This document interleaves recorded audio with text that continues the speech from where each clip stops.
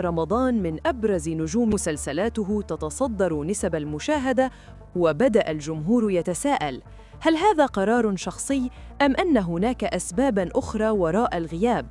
بعضهم يقول إنه ركز على الغناء، لكن آخرين يربطون غيابه.